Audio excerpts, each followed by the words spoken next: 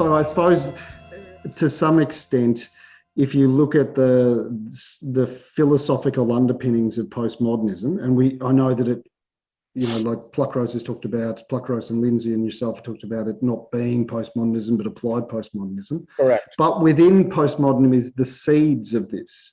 So the thing that stood out for me from a philosophical perspective was the postmodernism, because it embeds its causal reality within language and culture.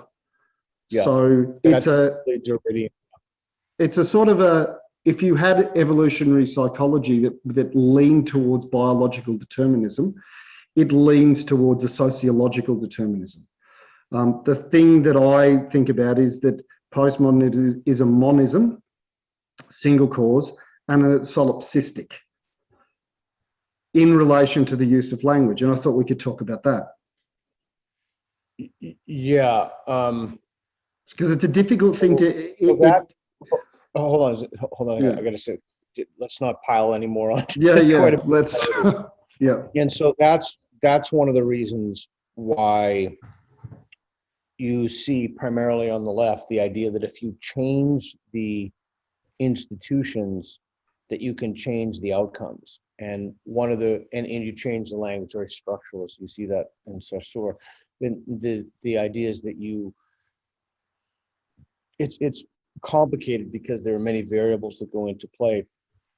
But one of those is when with this new phenomenon now, and you mentioned it in the grievance study stuff, you see a kind of biological denialism, right? So, I think it was Eric Weinstein, one of the best questions ever. It was, when there's a conflict between gender studies and biology, on which side do you err, right? And so that's really a litmus test for this whole thing. So when you have a kind of biology denialism, what you have to have is a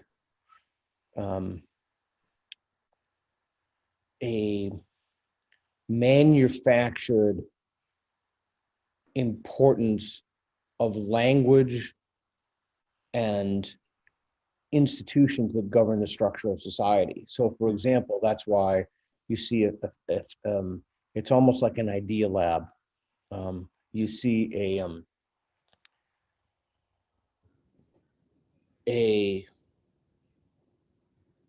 a concerted effort to control speech. And the idea is that if you can control speech, then you can help control outcomes. And this is a very complicated notion. I mean, I'm throwing around a lot of disparate elements here that hopefully we can weave back together again. Yeah. Because you don't have, like you said, when you got your PhD in the biological science, like if you can't root something in biology or you can't root it in theology, then what are you rooting it? Well, you're not rooting in anything, because that's postmodernism.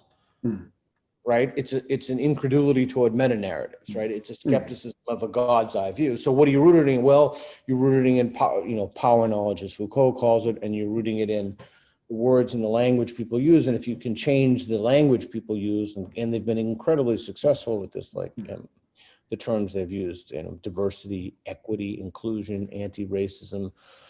These words just simply don't mean what people think they mean. They've been changed to artifact. They've been changed to architect different outcomes.